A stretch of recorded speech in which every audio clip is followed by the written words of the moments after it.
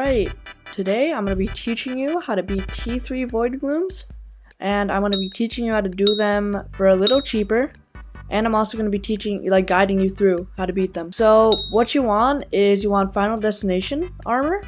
You can use a Reaper's Mask if you want to, if you're struggling with the bosses, because doing T3's, doing very slow T3's are still better than doing fast T2's.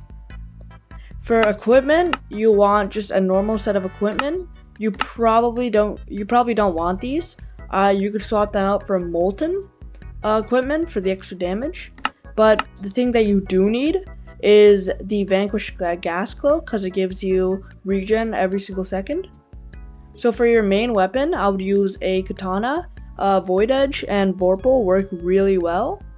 And please enchant this pretty well.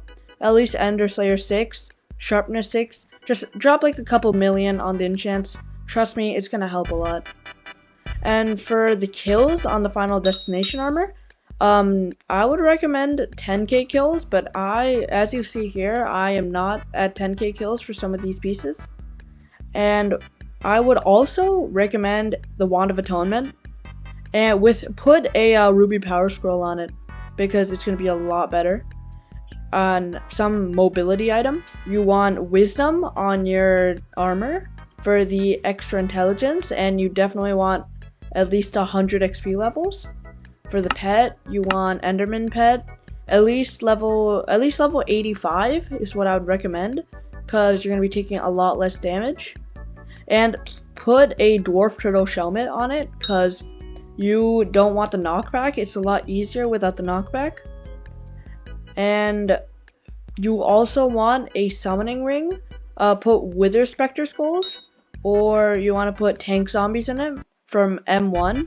And if you can't do M1, firstly, I don't think you should be trying to do like tier 3's. And secondly, please try to get to M1. The Tank Zombies are so good. Alright, anyways, I'm going to head to the end and I'm going to show you how to do a boss. Alright, one last thing. I have around 523 magical power. I would recommend around 450 magical power for this. Any higher is definitely needed. Or not needed. It's nice to have more magical power because you're going to be getting through the bosses a lot faster and you're going to be absolutely shredding. But if you have anything lower than 450, I would recommend you get that up firstly. And this is still possible with as little as 350 magical power. You just have to be really good. Alright, so I'm going to be doing this here. And, oh, I need some soul flow. Oh yeah, big thing. Please get yourself enough soul flow to last you throughout the boss battle. Because you're going to be using a lot of soul flow. Sorry. So I recommend you just spend a couple 100k on soul flow, so you have enough to deal with the bosses. Alright, let's actually summon.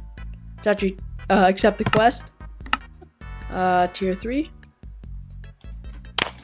And I would recommend you do it in the void. I don't know how to pronounce that word. Sculpture. I don't know, man. I would recommend you do it here, because there's a lot of people in the Zealot Bruiser that are just gonna steal your kills, and it's a lot easier here. Also, I'd recommend you kill these Endermen, because it's gonna help you a lot for faster bosses, because it fills up your bar so much. So if you see the Voidling Extremists, please kill them. Alright, the boss is just about to spawn. Let's spawn it in. Alright. Whenever the boss spawns, place down your Wither Spectre Skulls, and they're just gonna start attacking the boss. And you also want to bow it down with any short bow, because it's a lot easier that way. Oh, did they? Oh, yeah, right. That got desummoned.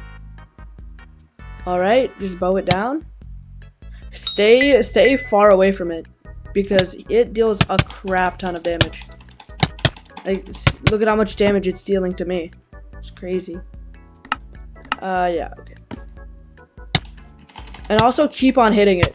Your ferocity is gonna heal you so much. And keep on crouching. because the Final Destination armor has the ability where it makes you deal crazy amounts of damage when you're crouching. So you just want to hit it from afar. You could also use explosive arrows with a short bow if you don't have enough money for a summoning ring.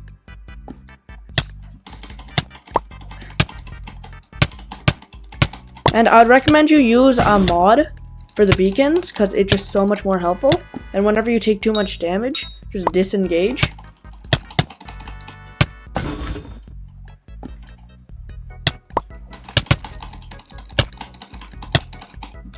Okay, yeah, you definitely want to keep an eye on the health, because I almost died there because I kept on hitting it during the hits phase. You could also just hit it in the hits phase, but I would recommend keeping a very far distance. Oh, beacon. And for the third phase, keep an eye on those skulls, because they multiply and they deal a crap ton of damage. So that's basically how you do it, and I'm going to show you some budget tips for beating this easy. So what I would do if you're struggling with surviving with the boss, I would just remove the helmet and replace it with a revived heart. They're pretty cheap. I think I cannot spell this. What? Revived. Yeah. They're pretty cheap. They're only like 3.4 million, and it practically does the same thing as the Reaper's Mask. It just provides less health and less defense. Also, if you are struggling with the hits phase, buy a summoning ring and also get explosive arrows with your short bow, because you will be killing the hits phase a lot faster then. And if you can just beam through the hits phase if you wanted to, but I would not recommend it, because if you accidentally take a little too long, the damage ramp up is going to be way too high and you are going to be losing all your health. You will possibly die. And if you don't have enough money for a Vorpal katana, use a Void Edge katana. It's a lot cheaper, and it's still just as good. And if you're using anything other than a katana, just keep in mind you're going to be taking a little bit more damage, because this has an ability where you receive 9% less damage when you're holding this item. So I would really recommend a katana. Also, one last thing I would recommend, put Ultimate Wise 5 on your wand, and also put Ultimate Wise 5 on your katana. I don't have it on my katana because I do not have problems with mana. But for some of you guys, mana will be a problem, and you want to put Ultimate Wise 5, trust. Because if you don't have Ultimate Wise 5, you can't spam the ability as much, and that ferocity is what's keeping you alive. Because I'm pretty sure whenever a ferocity tick procs, it also siphons you, so you're going to be healing a lot more than if you didn't have that.